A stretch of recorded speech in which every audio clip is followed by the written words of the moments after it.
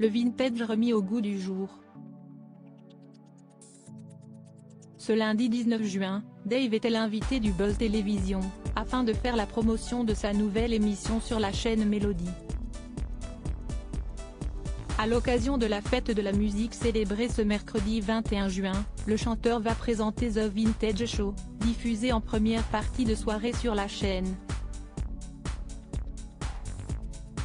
Au bout de 15 ou 20 ans, on a déjà une forme de nostalgie pour ce qui s'est passé avant, explique l'interprète de Vanina à nos confrères du Figaro. Si Dave semble nostalgique d'une certaine époque, il déplore en revanche que les programmateurs en radio ne s'intéressent pas suffisamment aux artistes du passé. Les chanteurs de ma génération ne passent plus beaucoup en radio. Ça ne m'énerve pas, ça me donne envie de me pendre dans ma salle de bain. Sieste horrible, déplore celui qui a été victime d'une lourde chute en 2022.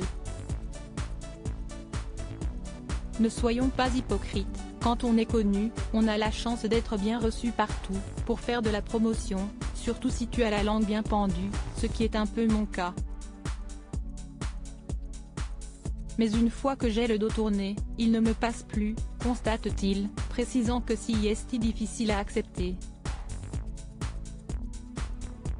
Un tunnel qui n'est pas dû qu'à sa profession. J'ai un ami acteur, maintenant quand il fait des films, il fait plutôt le père du premier rôle que le premier rôle. Si est pas drôle non plus, ne serait-ce que financièrement, ce n'est pas pareil. Si est dit. Supérieur à Dave, retour en images sur la vie du chanteur Dave, cette surprenante carrière dans laquelle il aurait pu se lancer de la robe noire aux tenues pailletées. Avant d'être chanteur, Dave voulait devenir pasteur.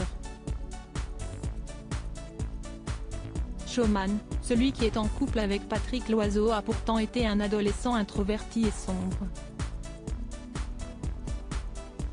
Bien loin de la scène, Siesti dans une église qu'il s'imaginait après avoir entamé des études de théologie pour vivre une vie mystique et recluse entre de hauts murs, comme le révèle Isabelle Morizet dans son émission Il n'y a pas qu'une vie dans la vie, diffusée sur Europe 1 ce samedi 17 juin.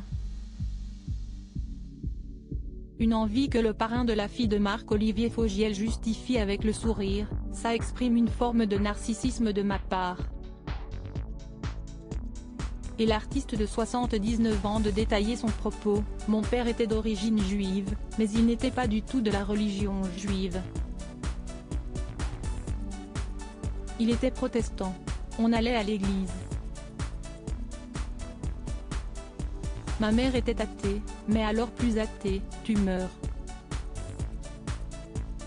Mes deux frères et ma sœur ne voulaient pas non plus aller à l'église.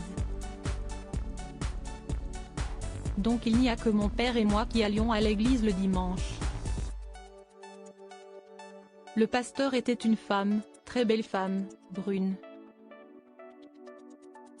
Elle parlait et les autres écoutaient et si est ça qui me plaisait. J'étais très narcissique déjà, avoue-t-il en toute franchise. Crédit photo, best image.